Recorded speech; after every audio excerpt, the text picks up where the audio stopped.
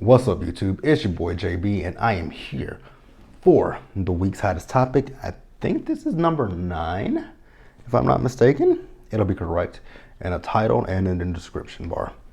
So yeah, this has been an interesting week. I will definitely say it's been an interesting week. So you guys, without further ado, let's go ahead and just jump into what's trending this week.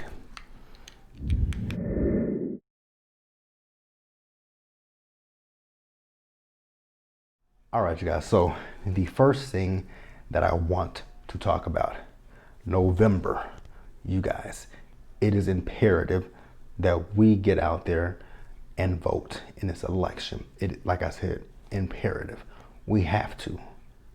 Like, I was having a conversation with one of my old co-workers about this.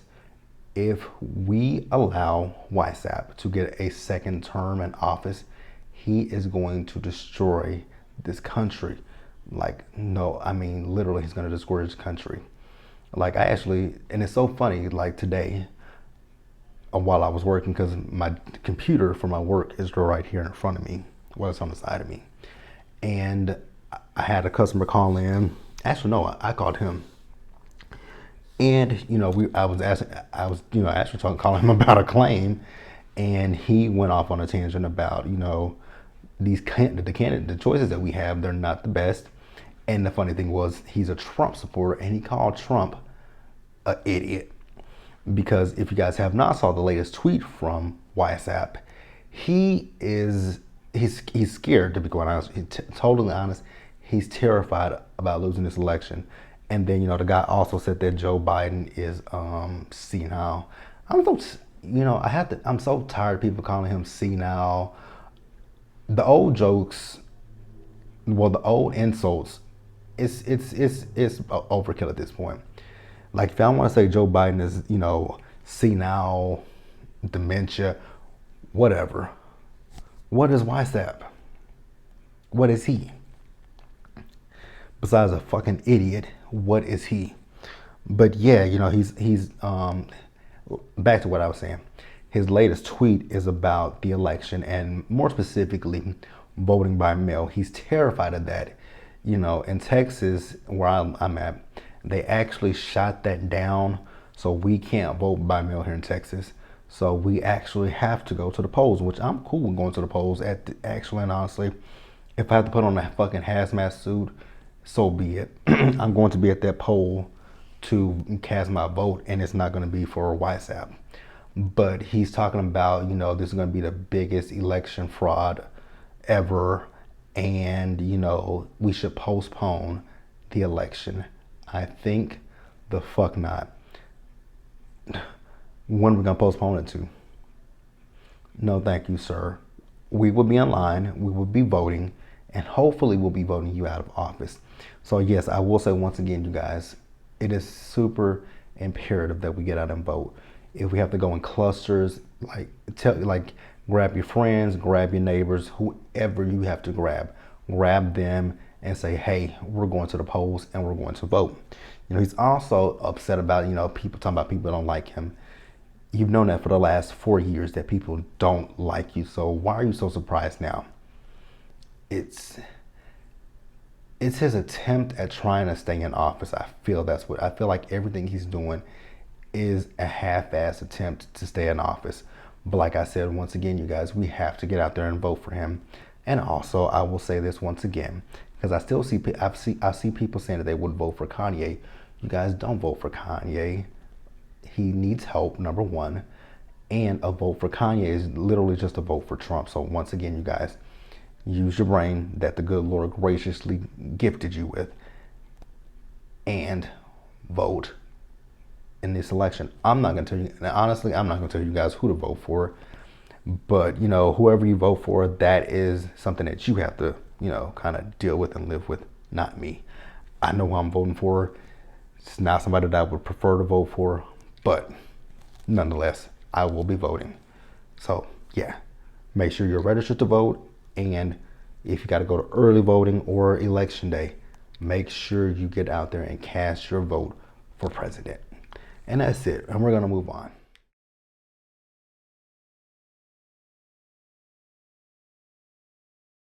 All right, you guys. So the first story that I'm going to talk about is actually a really sad story. Last Friday, it was revealed on Saturday, I believe, that TV icon game show host um, Regis Philbin, he passed away at the age of 88, and it just came out this week that he died. I think it was like yesterday that it was, his cause of death was released, that he died of a heart attack. And when I saw the news that Regis died, I was like, what? Not Regis. Not Regis Philbin. Is that your final answer? Final answer. I am so gonna miss Regis, man. You guys, it's crazy because the other day I was watching the Today Show, and Kathy Lee was talking about him, and then I also did watch Kelly and Ryan, and Kelly was just tore up about it. It's just crazy because we all know that death is gonna happen, but when you think about somebody like a Regis Philbin, you just think that Regis would just magically never die. He will just live on forever and forever. But I mean, we know that that's not possible, but it's just like you think that maybe one day he's going to find that miracle drug that just keeps you living forever. You guys, I grew up watching Regis and Kathy. And that's why, I had such a hard time with it, because I was thinking about my grandmother, because when my mom used to work during the day, and I was a little boy, I would stay with my grandmother during the day, and we would sit there and watch ABC, Fox. Those were the two channels that we went between. Actually, when I was growing up, I'm gonna be honest with you guys, it was ABC, Fox, and Court TV. I think that's what we called it at the time, Court TV. And I'm gonna tell you guys about Court TV. The reason why it was Court TV. If you guys know how old I am, I'm 31 years old. And the biggest thing when I was a kid was the O.J. Simpson trial. So we watched that. Me, I didn't know anything about it, but we would watch the O.J. Simpson trial. But yeah, we would watch Regis and Kathy. We would watch All My Children. I think the show Ryan's Hope was on at that time. One Life to Live, General Hospital. We would watch the soap operas. And we would also watch the judges. We would watch Judge Judy, Judge Mathis, who else? Oh my God, we would watch some of every freaking thing. Because when one show would go to commercial, we'd flip back to the other show. Like we would watch Montel, Sally Jesse Raphael, who else? Ricky Lake, Jerry Springer. Man, the list just goes on and on about the shows that me and my grandmother used to watch when I was a kid. So yeah, it was just a shock to me when I saw that Regis had passed. I just could not believe it. I couldn't wrap my head around it. It was just like, wow, a TV icon is gone. But to mourn his memory, Regis leaves behind his wife, Joy, and his three daughters, Amy from a previous marriage, JJ and Joanna. He was also preceded in death by his son Daniel. But yeah, you guys, just shocking, man. But yeah, rest in peace to Regis Philbin. Let's move on.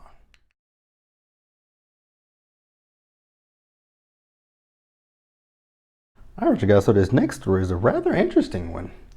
Now, you guys know Ellen DeGeneres is the next story that I'm talking about. You guys know she always ends her show every episode with "Be kind to one another." Well, from the allegations that are being put out there, Ellen DeGeneres might not be so kind to people in her staff, because her show is under investigation following some complaints of workplace problems. And I was watching some of those entertainment shows. It's one that comes on here called The Daily Blast. I was watching Inside Edition with Deborah Norville, and a slew of other shows that I watch, while I'm working. But one of the complaints that they said, and it was so funny to me, that it was funny because it was interesting at the same time. It said that if Ellen felt that you had bad breath, she would send you home for the day. And I'm like, wow. So if you feel like a person had bad breath, you can say, "Hey, want to pop a mint?" Or did you, that would be rude to ask the person if they brushed their teeth. But I mean, want a mint? Want some gum? Like, what happened to those things? But you just say, "Hey, your breath stank. Go home." Wow. Okay.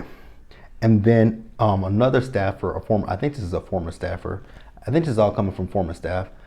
Because actually what they're going to do is they're going to interview the current staff and former staff about their time on the show. But it also said that, Ellen would, this one person, they would speak to Ellen every morning, but she would never speak back to that person. And I'm like, wow, that's kind of fucked up. If a person actually, and to me, I'm not a morning person by no means. I hate waking up early in the morning. But if you speak to me in the morning, I'm not gonna be an asshole and be like, fuck you. I'm just gonna be like, hey, how you doing? I'm gonna always speak to people, even though, like I said, I'm not a morning person. So I felt like it's just kind of strange. And then, it's also like her producers, they put out a statement and basically they blame themselves for this whole situation. And I'm like, wow, interesting that the staff blame themselves for this situation. But yeah, that's it. What do you guys think about that? Do you guys believe it? I mean, it could be true. It's also, I think it's up to, I think that's a great area. I want to say, basically, it's definitely a gray area.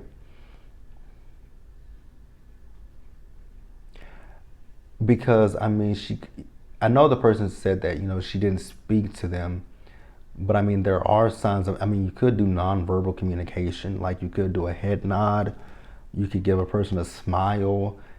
You don't necessarily just have to say good. If a person says good morning to you, you don't necessarily have to say good morning back. You can wave, you can say what's up with the head nod or a smile. So, but they didn't. From what I heard and read, it didn't say that she did any of that stuff. But it's very interesting. So we'll definitely keep our eyes on this situation. Definitely will keep our eyes on it. But let's move on to the next thing, you guys.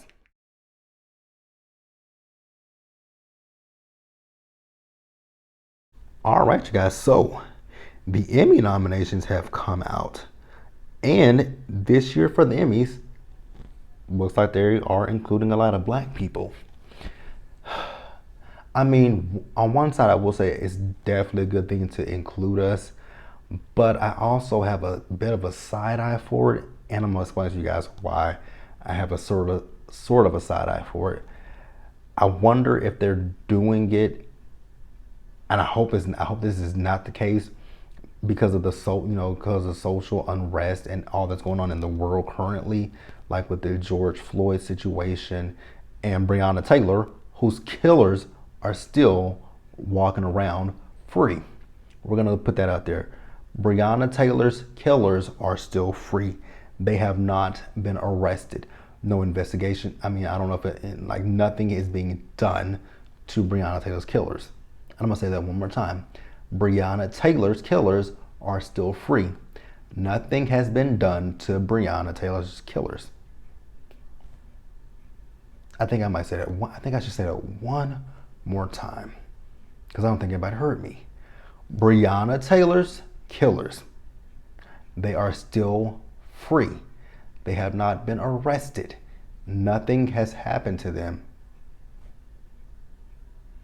Now let's move on. So I didn't take down all the nominations for the Emmys, but I did take down a good few of the main ones that I did see. I know that there are some short films that are nominated. I didn't get those, but I do want to talk about the shows that I did see that were nominated. So, a Black Lady sketch show, which is Robin Thede show, it's nominated for Best Variety Sketch Series. And then we have, excuse me, y'all. We have Best Actress in a Drama, Zendaya for Euphoria. Then we also have Best Supporting Actress in a Comedy Series, It is a comedy series. It says Best Supporting Actress in a Comedy, Yvonne Orji, Insecure. And then we have Outstanding Comedy Series, Insecure. We have Outstanding Lead Actor in a Comedy Series. We have Don Cheadle, Black Monday, and Anthony Anderson, Blackish. And then also we have Outstanding Lead Actor in a Drama Series, Billy Porter, Pose. We have Outstanding Lead Actress in a Comedy Series. We have Tracy Ellis Ross, Blackish. And we have Issa Rae, Insecure. We also have Outstanding Lead Actress in a Limited Series or Movie. We have Kerry Washington, Little Fires Everywhere, which was so good. I really enjoyed Little Fires Everywhere. So sad that it's just a limited series. We have Octavia Spencer, Self-Made. You know what, I will say, although I was not the biggest fan of, I was actually a fan of Self-Made. I just wasn't a fan of Tiffany Haddish's character. So Octavia Spencer is nominated for that. And then we have Regina King, Watchmen. I never even watched Watchmen. And then I just heard it was canceled. So, damn. That sucks. And then we have Outstanding Supporting Actor in a Comedy Series. We have William Jackson Harper, The Good Place. Kenan Thompson, SNL. Mahershala Ali, Rami. Sterling K. Brown, The Marvelous Miss Maisel. Andre Braugher, Brooklyn Nine-Nine. And then we have Outstanding Supporting Actor in a Limited Series. Titus Burgess, Unbreakable Kimmy Schmidt versus The Reverend. Louis Gossett Jr., Watchmen. Jovan Adepo, Watchmen. I hope I said that right. And then I cannot pronounce this gentleman's name, and so forgive me for butchering it. But is it Yaha Abdul Mateen, Watchmen? And then we have Outstanding Guest Actress in a Comedy Series. Wanda Sykes, The Marvelous Miss Maisel. Maya Rudolph, The Good Place, and SNL. Angela Bassett, A Black Lady Sketch Show. She did an amazing job, and if you guys have not saw it, go check it out. A Black Lady Sketch Show, when she did the Bad Bitch support group. Hilarious. I laughed my ass off. I know a lot of people said last year that they didn't find A Black Lady Sketch Show to be quite funny. I did. Every episode I died laughing. Okay, next we have Outstanding Guest Actress in a Drama Series. Laverne Cox, Orange is the New Black. That ended last year, so I guess it's still considered. But okay. Cicely Tyson, How to Get Away with Murder, and then we have Felicia Rashad for This Is Us. That is a tough category, if we're being honest. That is a super tough category. Actually, all these categories with the black people. I don't know what white counterparts are in most of these, but damn. So I do hope that we come home, I do hope that us black people, leave the Emmys with a good amount of awards for this Emmy season. But yeah, that's the nominations. Let me know what you guys think about the nominations. Do you guys kind of feel how I felt? The way to show us that this is not just a one-off is next year with the Emmys, more black people, more representation. And then since we're talking about some black, good things in the black community, in our neighborhood and everything, let's talk about Netflix and how they are bringing on some of our favorite shows from the 90s and the 2000s. So this will start from August 1st up until I think like October 11th or the 19th. I can't remember the exact date, but they're going to be adding, the shows of, and actually these are all UPN shows, and then when UPN switched to the CW. But yeah, these are UPN shows. So it's going to start with, August 1st, which is this Saturday. Moesha will be available. Then The Game will follow that. It'll be seasons 1 through 3. Then I don't remember the exact order, but it's Moesha. It's shows such as Sister Sister, Moesha, Girlfriends, The Parkers, One on One, Half and Half, and The Game. So like I said, they will all be available on Netflix starting Saturday with Moesha. and they'll end about October 11th or the 19th. And actually, let me just get the exact date so I can tell you guys, because I want to be as accurate as I can be. So give me just a second to pull this up, and we will talk about it. But I do know for a fact that Moesha is the first show to be on Netflix, and that'll be available for you guys on Saturday. Let's see.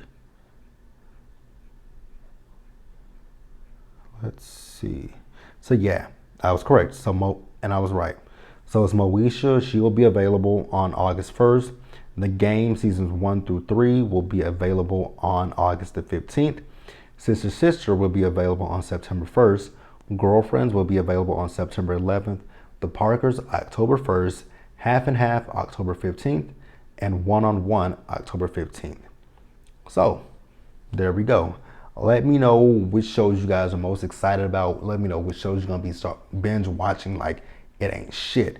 I can tell you guys which show I'm going to be binging the hell out of. Girlfriends. You know, when I think about Girlfriends, I just get sad all the time that Girlfriends never got a true ending. We don't know what happened to Joan. We never ever went back to Tony. Like that broke my heart. Like when Tony left that show, well, Jill Marie Jones, when she left the show, it was a different vibe. And then when they put Monica in her place, we hated Monica. But yeah, you guys, I'm excited for all of these shows. I remember oh my God, the theme songs, I remember every one of them. But yeah, you guys, let me know which ones you guys are most excited about. I'm excited about all of them, to keep it real with you. It's all right, you guys. So let us move on.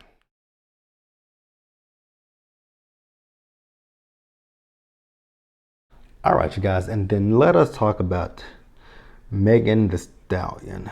This is a follow-up from previous, we talking about Megan Thee Stallion getting shot by allegedly Tory Lanez, Drea Michelle and her dumbass comments that she made, 50 Cent and his dumbass comments. So I know I believe 50 Cent may have apologized. Drea apologized, but also it's been reported that Drea has lost her sponsorship by Savage Fenty by Rihanna, who is actually getting ready to come out with Savage skincare. I think it drops tomorrow, if I'm not mistaken. I think it drops tomorrow. So yeah, a lot of backlash from that. And Megan Thee Stallion, excuse me, y'all. Megan Thee Stallion, she did a live, this week, and when I saw that live, my heart, it completely went out to Megan, because she talked about losing her mom. And if you guys have your parents around, more specifically, if you have your mother around, cherish that, because once she's gone, life is different. I will definitely say that life is completely different without your mother. It's something that it's just something hard to bounce back from.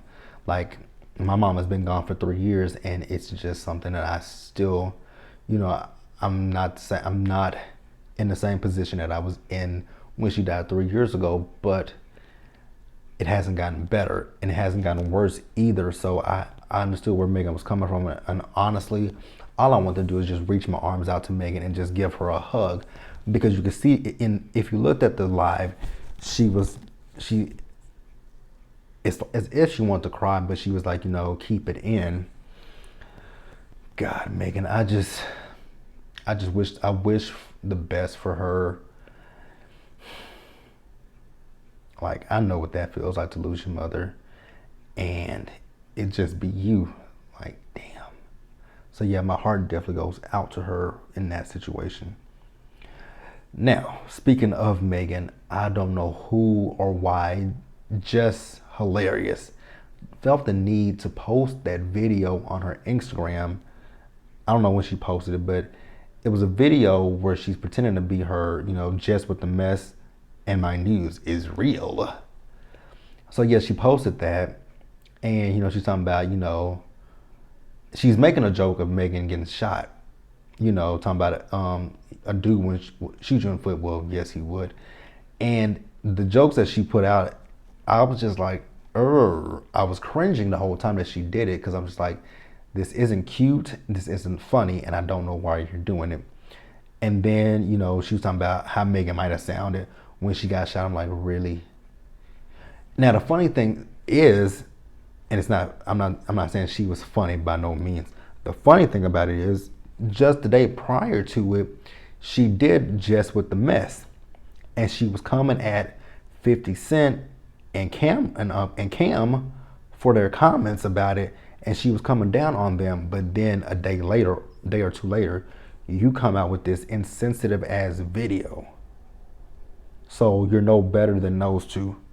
Because I think she said, didn't one of, with Cameron, she said, didn't one of your entanglees just die? Which I'm like, that is kind of insensitive to say. Because she was like, who would, and then, she was talking about who would joke about something like that. 50 Cent. Obviously just hilarious as well. Like, I get doing shit for laughs. I think, and you guys, I gotta be kind of honest with you guys, because I follow Jess. Sometimes she's hit or miss for me when it comes to her videos. Sometimes I just, on my timeline, I scroll right by her. The two people that I think take the whole funny thing to a different level, and it comes off kind of thirsty, and I hate to say it, but it's just hilarious. Comes off very thirsty when she does try to do her funny bit. And Lala Scissorhands, as much as I love Lala Scissorhands, and I get that you want to be the first one to crack a joke about certain things, but I feel like sometimes being first is not always the best thing, because sometimes with the stuff that I see with Lala, it don't be funny. Like, I know a few weeks ago when Jada was going to the Red Table Talk, she did her Green Table Talk thing, and I'm like, it's cringy. It's cringeworthy.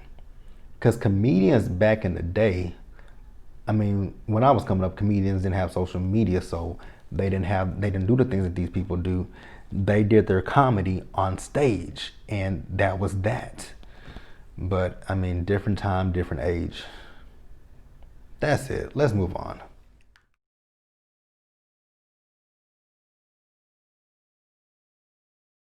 All right, you guys, and then lastly, in small talk, are you guys excited about Black is King being on Disney Plus?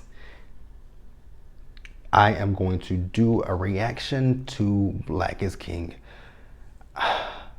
The time that it's going to air is bothering me. I know it says 12 a.m. Pacific time. It's 3 a.m. Eastern time and 2 a.m. Standard Time or something like that. Damn, Beyonce. Girl, you lucky that I love you. You the only person that my mama, I would have done this for her too. But yeah, you guys, are we excited about Black is King? I honestly have to be. I am so excited about it. I'm ready to get my life from it. Ready, Freddy. So the next thing, the versus battle between 2 Chainz and Rick Ross. Are you guys watching it? I don't necessarily know if I'm watching that one. I'll probably tune in. I might miss it. Haven't made up my mind yet. I know that there was some talks about Chris Brown and Usher doing a versus with each other. I might be in a minority when it comes to Chris Brown and Usher. Yes, their talent is about the same, but the thing that I'll say about Chris Brown and Usher is I feel like they're different eras. Usher came in the 90s and the 2000s. Chris Brown is the 2000s and now. Even though Usher still makes music now, I just feel like they're totally different time periods. So I would feel like Usher would need to go against somebody from his time period, his era. Like maybe, I don't think Cisco has enough hits. Genuine. I don't know if Genuine has enough hits. Justin Timberlake. Um, who else from the 2000s? Hell, even I would say a Neo, but that would be somebody for Chris Brown. Yeah, I really don't know about that one, you guys. That's an interesting one. And then also I do want to say prayers up to Biz Markie. He's been in the hospital recently. He doesn't have COVID. He's just battling with what, diabetes, and God. I just pray for him. I hope everything goes well for him and gets better for him. And then the last thing that we are just going to discuss this week is Tracy Morgan. So Tracy Morgan and his wife are divorcing after 5 years of marriage. You hate to see a family break up, but with these COVID times, it's got to be a strain. I mean, because I know people are not always at home with their spouses every day, but with this situation, you're literally at home every day with your spouse, and you might get sick of seeing them. So I'm not saying that that's what happened with their relationship, but a marriage is ending and it's not a good thing. But you guys, that's gonna wrap it up for me with this week's hottest topics. We will do this every single week, same time, same place. So make sure that you come back, and I'll see you then. So until the next one, you guys, do me a solid favor. Stay safe out there. Take care of yourselves. Stay hydrated. And until the next one, later.